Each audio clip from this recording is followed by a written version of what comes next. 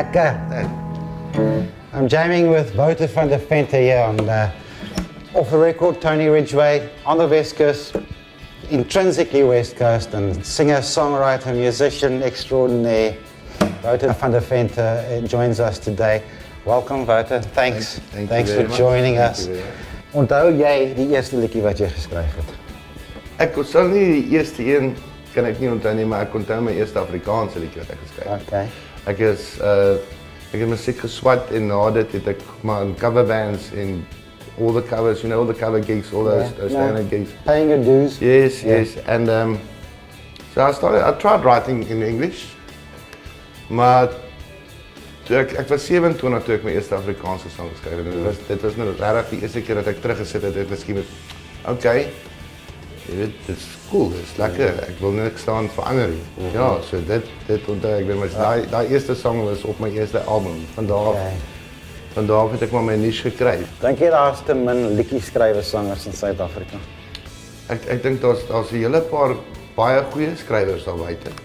Maksimum seker so 20 waarna ek kan dink wat nou regtig serieus skrywers is. En dan van daar af dan raak die goed nogal interessant en die lyrics raak interessant. So I know often as a songwriter myself, oftentimes I send out my songs to great names, big names, commercially successful people, and it ends up sounding like, not particularly like you wanted it to sound, but it's kind of like out of your hands, What are the highlights of the songs that you've written that have been recorded by people, and some not so highlights?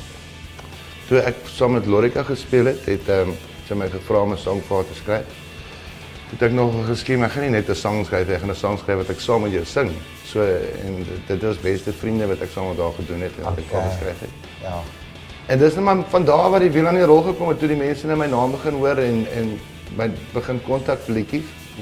Ek het nooit regtig gaan sit en skryf met 'n artist in gedagte nie.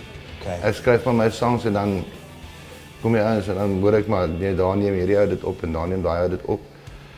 Maar dit bly maar vir my die lekkerste om my eie goed te sing, So absolutely. So dit is nothing like it, ja. So ek is nou weer besig met 'n solo projek vir die eerste keer in 14 jaar wat ek net my eie goed doen. Amazing.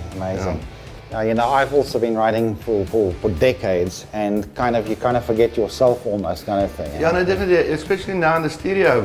Most of the clients that we do, that we work with, they don't have original songs. So I end up writing all their songs for them. Ja. Jy weet, as ek nou dink van Afrikaanse musiek, dink ek van Lorika Raag, wat jy weet, there's only one Lorika Raag, and you were very, very fortunate to perform with her, and I believe you performed with the Royal Albert Hall, yes. Wembley, was it Wembley Arena? Yes. Those things must have been an experience of a lifetime. It was. I played for Lorika for 6 years. We were a 4-piece band, and then the lighting acts, and we were a big crew that traveled together. It was very, although she's very arty and by die laaste liedjie, it was very rock and roll touring with her. Okay. Yeah, no, we had great fun. And of course the experience in London, just to stand on the stage at the Royal Albert Hall was fantastic, and Wembley is also, basically that was the highlight of my career. There's not an easier way. You can't really top that. And that's how I came back and played Cafe Barcelona for 2 people after that. Again, so isn't that absurd? So the one day you play for thousands, the other day you play for 10. I think the last time I walked past the Royal Albert Hall, Sting was on that night. Okay. So you can imagine, you were on the same stage. Yes, and in his dressing room there where he was, obviously we're big Sting fans. Yeah. And they took us at Wembley Arena. The technical oaks took us downstairs to the basement, and you walk in there and you check all the passes, the stage passes of Metallica and AC/DC and Queen and Freddie Mercury's hand signature on one of the Oaks boxes there. It's culture. It's amazing. So who were the biggest influences of your career, literary and songwriting-wise, musical kind of thing? For me, Sting. Obviously, the first one is the one that got me into it, and then I'm a Peter Gabriel fanatic. And then in the Afrikaans scene, the only reason why I started writing Afrikaans was because of Goosen Mate. And then after that, I met Anton Goosen, and then I became a great friend of his, and he's also a great inspiration for what he does. But also, I'm a different cat. I love rock, I love metal, I love Afrikaans pop, I love country, I love classical music. You can't put me in a box. I agree. I enjoy all styles of music as much.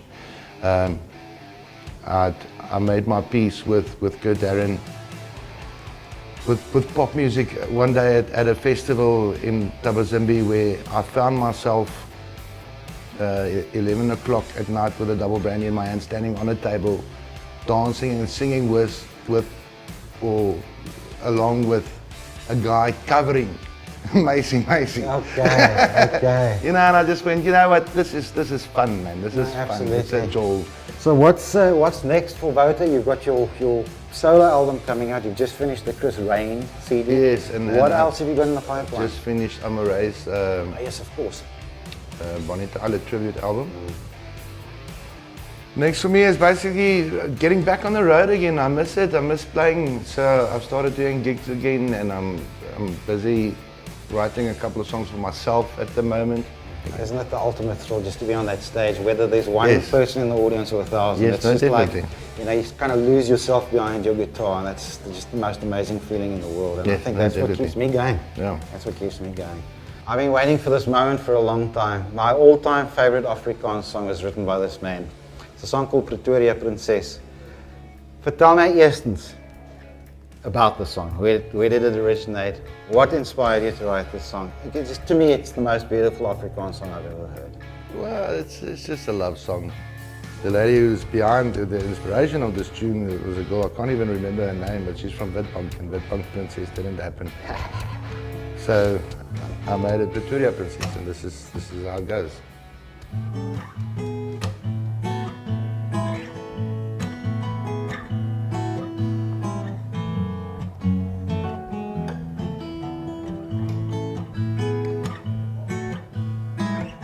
Somtyds kos dit net 'n wonderwerk. Somtyds kos dit net 'n bietjie tyd om mekaar te verstaan. Veral op hierdie aand. Ek en jy is soos 'n klein gedagte in mekaar se oë met groot verwagtinge. Ek wil die sterre vir jou steel. Vir jou hang ek dit daarmee, maar en soen my op my mond, diep in my siel gegrond. Vat my soos wat ek is, my Pretoria Princess.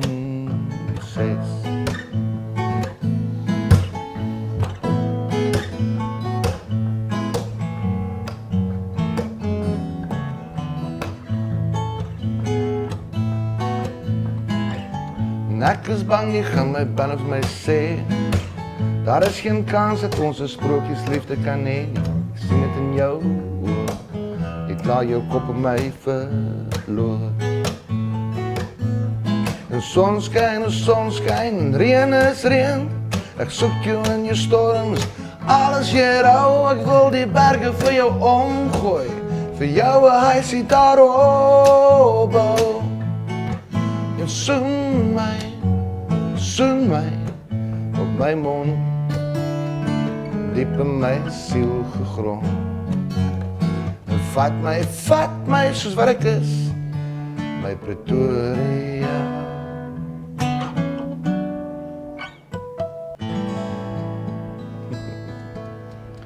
Wouter, thanks for chatting with us. Thank you so much, man. I want to ask you officially now, over Big Shot TV, if you would do a collaboration with me sometime. Oh yes, let's find definitely. a time. Once again, let me sign off from Off the Record with Tony Ridgway here on Big Shot TV, where we are chatting this week to all of the artists and songwriters on the West Coast, and we're really enjoying it. Amazing people, having the most amazing time, and see you soon.